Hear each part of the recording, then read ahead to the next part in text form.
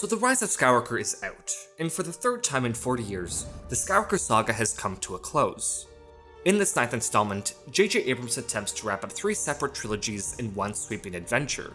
To say that the Rise of Skywalker has a lot of ground to cover would be an understatement, as it provides a whole trilogy's worth of chases, MacGuffins, and dramatic revelations. I think it's safe to say that these decisions didn't work for everyone, as Skywalker has received the worst reviews of the Disney Star Wars era. And while there have been many great pieces on the strengths and weaknesses of the story, the element that truly held the film back for me was the way it was told.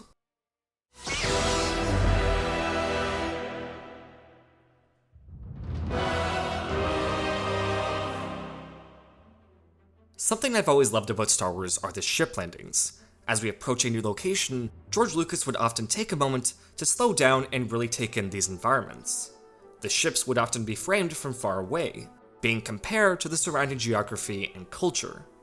This was his way of grounding us into these worlds. As Lucas left the franchise, you can see this approach to ship landings evolve. In Abrams' Force Awakens, the camera and landings became more violent and kinetic, with each new director providing their own spin on this long-running Star Wars tradition. In The Rise of Skywalker, Abrams reinvents this technique entirely by completely omitting them. Whenever our characters land on a new location, we get a quick shot of the ship approaching the planet, and then we cut to the characters on the ground, already in motion. The film doesn't have 30 seconds to afford to introduce us to a new location, until the crucial connective tissue hits the cutting room floor. The opening moments of the film are the worst offender. Whereas other Star Wars films take their time establishing their tone and geography, Skywalker goes from the opening establishing shot to Kylo Ren on the ground, killing faceless soldiers. Not only do we not know who he's fighting or why he's fighting them, but the film doesn't even make it clear that this planet is Mustafar, one of the most important and symbolic planets in the entire saga. Any connection to this land and its importance to his grandfather is sacrificed to tighten the pacing. This editing style carries on throughout the rest of the film. One of the major turning points is Rey traveling to Ahch-To and destroying her ship as Luke did before her. But we don't see any of this happen. By the time we cut to Ahch-To, the ship has already been destroyed, with Luke coming in to change her mind within seconds of the audience arriving. The film often feels like it's in a race to get to the finish line. The lightspeed skipping chase that introduces our heroes is basically a microcosm of this film's approach to storytelling. We're not meant to understand these locations, they're merely backdrops to breeze past as we enjoy the ride. At its worst, this doesn't even feel like a film, but instead, a collection of moments to impress the audience. I wonder if there's another film that suffers from this issue. One of my favorite video essays is Nerdwriter's analysis on Batman v Superman, and how the film's lack of proper scenes robs its grand moments of their impact. The Rise of Skywalker suffers from a similar issue. I mean, they even share the same screenwriter. As Nerdwriter notes in his video, the problem isn't the moments themselves, it's the abundance of them and their lack of proper foundation. Let's start with the foundation. One of the keys to a great scene is a geographical understanding, a sense that in these spaces, our characters can go anywhere. This is something Star Wars has always excelled at. I have a whole video on how the saga implements a rule of one location per act. The best Star Wars films give us time to soak in these environments, letting the setting and the inhabitants gradually change our protagonists. Rise doesn't follow this pattern, as it goes through 5 distinct locations in the first 2 acts alone. Each of these locations serve a function in the fetch quest narrative, as the characters are meant to get in, obtain their crucial information, and get out. Along the way, our heroes meet 2 new characters in Zori Bliss and Janna, who aid them on their trips to Kijimi and Kefbir. Just like the planets they inhabit, the screen time dedicated to developing these 2 new heroines is shortchanged, leaving them to exist only as cogs in the plot.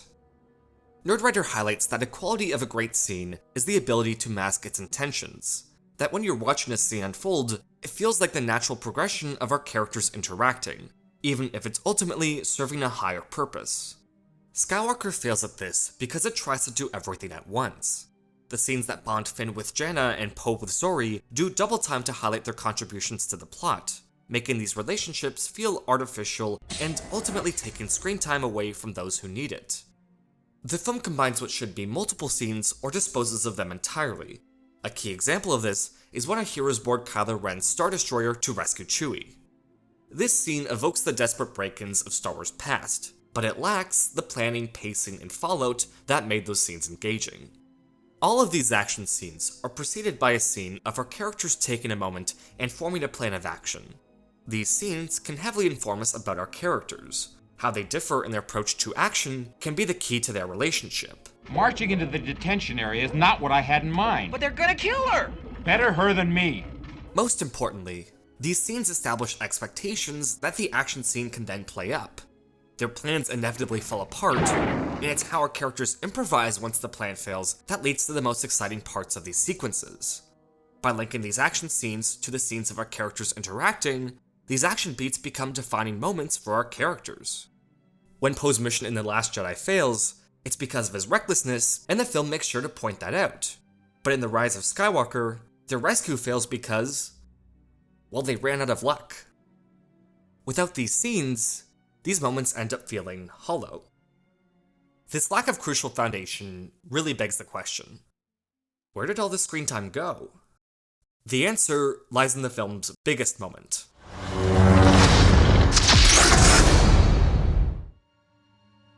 Without a doubt, the most discussed element of this film is the revelation of Rey's lineage.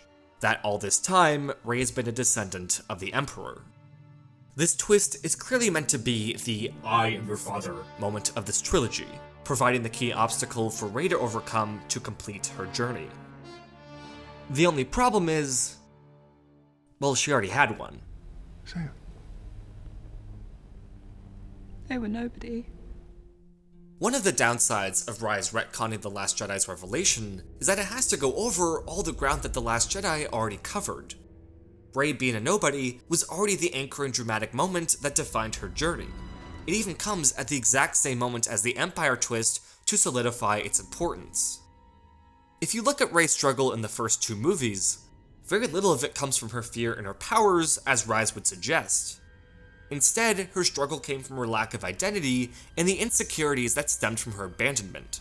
Because she views herself as incomplete, she kept looking for other people to carry the hero torch, finding solace in her quest of discovering her parents when the burden of the Force became too much. The only times she was drawn to the dark side was when it lured her in with these answers, promising her a role in the story and giving her the comfort and connection she so desperately needs. Rey being a nobody had real foundation in her story, being an actual gut punch that robs her of any purpose or family bond. How could she be worthy of the Force when she wasn't worthy of her parents' love? There is no more roadmap for her to follow. Her role in the story will have to be discovered on her own. Which is completely at odds with Rey being a Palpatine. This isn't just about retconning. It's about the organic structure of 3-act storytelling. The first chapter provides the important details and motivations. I know all about waiting. For my family. The second chapter plays with these details, challenging the hero with them before painfully shoving the truth in their face. And then the third chapter has the hero coming to terms with this truth, overcoming the weakness that the revelation defines. By laying it out over 3 movies, this twist has room to breathe, transform, and organically define the struggle that encompasses the entire trilogy. You all know where I'm going with this. The Rise of Skywalker tries to do all of these beats within one film. From her opening scene, Rey is shown performing unseen feats of the Force with a newfound sense of recklessness and aggression, setting the trend for this film going out of its way to establish this twist.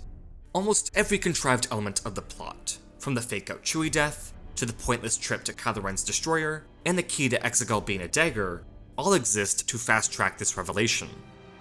No matter how hard this film tries, it can never achieve the emotional weight needed for this twist to land.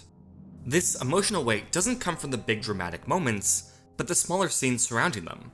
There is no time for Rey to register this revelation, as immediately after, she escapes Kylo Ren's grasp and returns to her mission.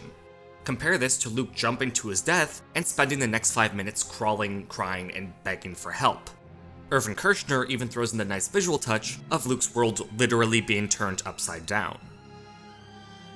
The Rise of Skywalker trades scenes like this for more big moments. Moments like epic lightsaber duels, unexpected cameos, and thousands of ships taking on tens of thousands of Star Destroyers. I'm definitely not saying that all of these moments are bad, far from it.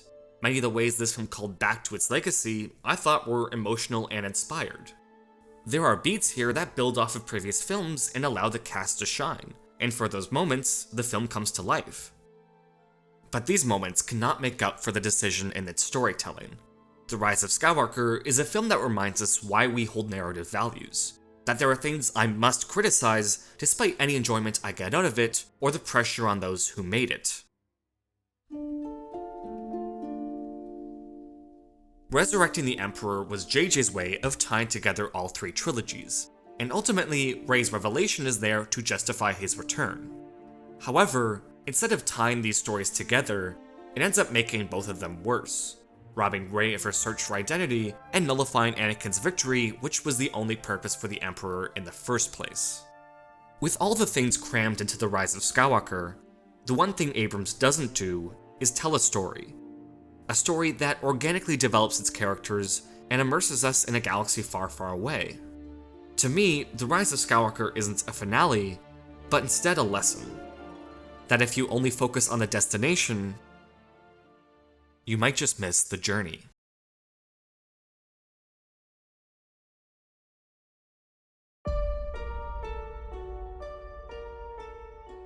So I had a lot of fun making this video, and since the sequel trilogy and this era of Star Wars are over, I wanted to do a bit more of a deep dive with this series. So consider this a part 1 of sorts. In lieu of my Marvel analysis, let's call it the Star Wars retrospective, and you can expect these videos to be released between my regular critiques. Alright, that's all the housekeeping I needed to do, so see you next time.